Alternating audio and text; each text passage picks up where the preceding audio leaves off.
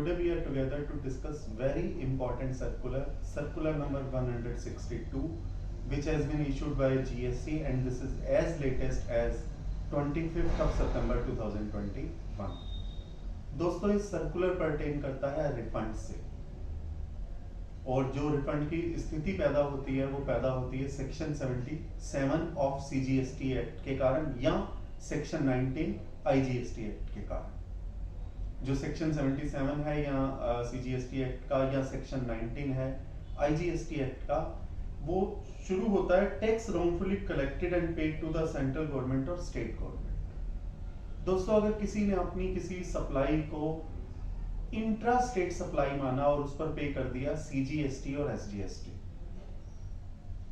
और जो कि उसको बाद में पता चला ये सप्लाई इंट्रा स्टेट सप्लाई नहीं थी, ये इंटर स्टेट सप्लाई थी,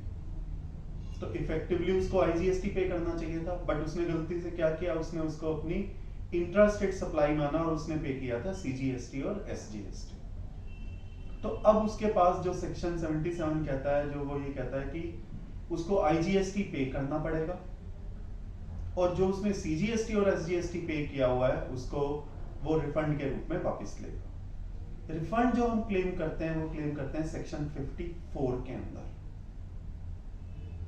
और इसका जो कॉरेस्पॉन्डिंग रूल है वो रूल है रूल 89 सब रूल 1 कैपिटल A,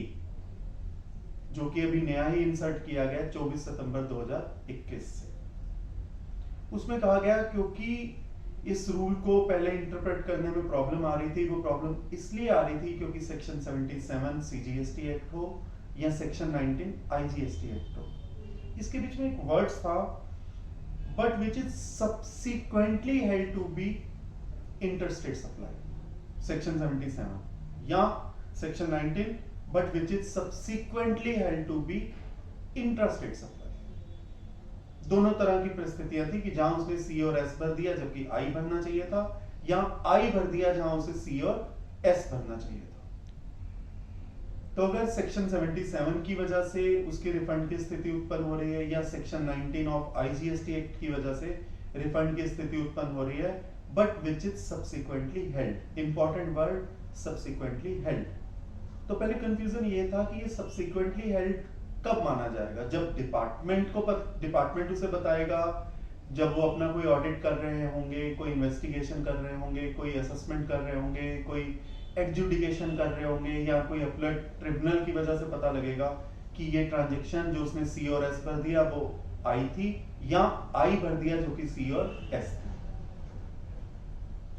तो ये उनकी वजह से पता चला इसलिए स्थिति उत्पन्न हुई, या असेसी को खुद भी पता चल गया कि मैंने C और S भर दिया था जबकि मुझे I भरना चाहिए था, या मैंने I भर दिया और मुझे C और S भरना चाहिए था।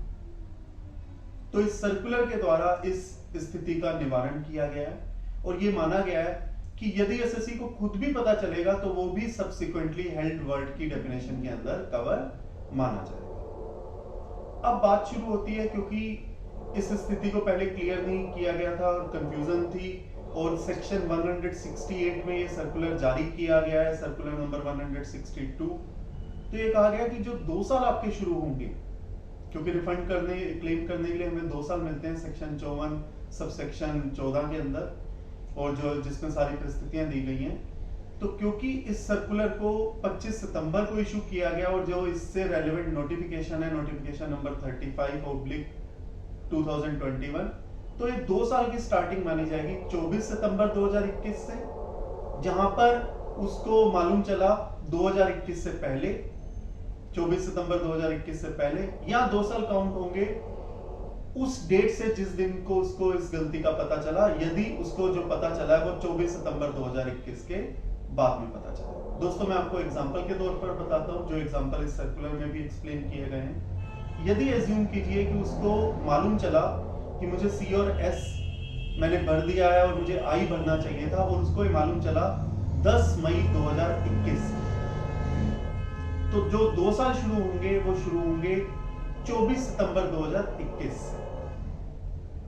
क्योंकि जो नोटिफिकेशन जारी की गई वो जारी की गई 24 सितंबर 2021 को, notification number 35/2021 CGST। Second case, यदि उसको मालूम चला 10 नवंबर 2021 को, तो इस केस में 2 साल 24 सितंबर 2021 से शुरू नहीं होंगे, 2 साल शुरू होंगे 10 नवंबर 2021 से। तो कहने का अर्थ यह है 24 सितंबर 2021 और date whichever is later 2 years will be counted from that date. दोस्तों मैं समझता हूं ये सर्कुलर आपके प्रोफेशनल एंडेवर्स के लिए काफी यूजफुल साबित होगा। Thank you.